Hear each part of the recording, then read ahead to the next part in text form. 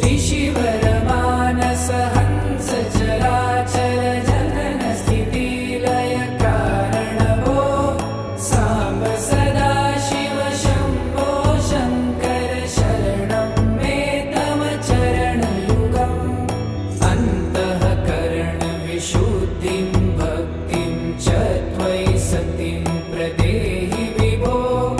साम्ब सदा शिव शम्भो शङ्कर शरणं मे तव चरणयुगम्